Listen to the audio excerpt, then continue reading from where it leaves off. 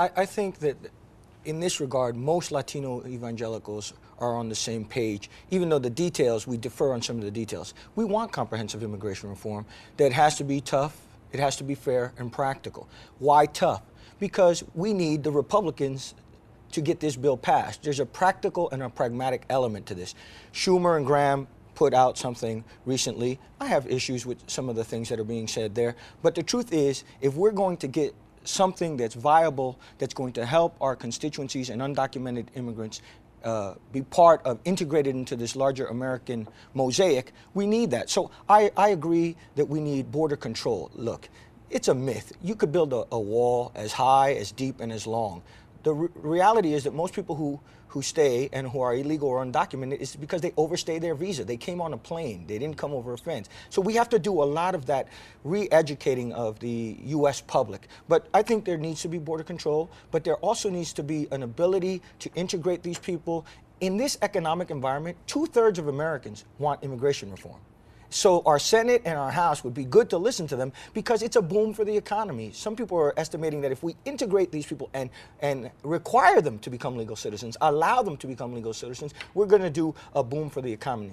I don't buy these kind of myths about putting the immigrant undocumented population vis-a-vis over and against the African American or poor whites, or those are things, classical divide and conquer techniques. We have the creative genius. If we could bail out Wall Street, we could integrate 12 million, 13 million immigrants. What about 200 million? Well, that's why we say we need to have border control. Okay. And we'll come back to that in a second. And control future flow. But Hector, you represent a labor union. What about this issue of workers? You have a lot of people who are unemployed, and if in fact the immigration reform would lead to the more permanent presence of those who are here illegally and perhaps even de facto invite many more, how does that affect your union, the jobs your union members hold, and the pay scales that they get? Our experience is that undocumented workers are here to stay. Most of them are working and they're part of our economy. And are they members of your union? They're members of our union too.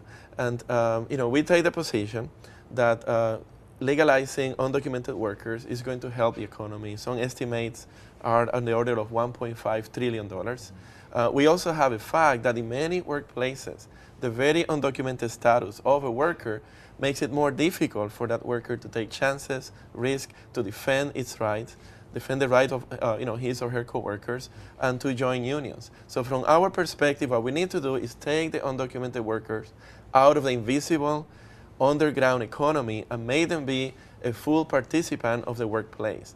The question I think that is harder for the country is, like you very well addressed, the future flow.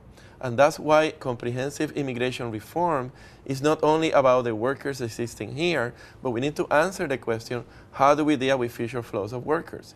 There are ideas from guest worker programs that the labor movement consistently has rejected because it reduces a group of workers to a different status, to having open visas for specific occupations, specific sectors when the need and the demand arise, and also to make it easier to reunite families. There is a tremendous backlog in this country of workers who want to be able to bring their own family members. That also needs to be addressed. But all in all, from the labor perspective, the labor movement, with very few exceptions, have been supportive of comprehensive immigration reform.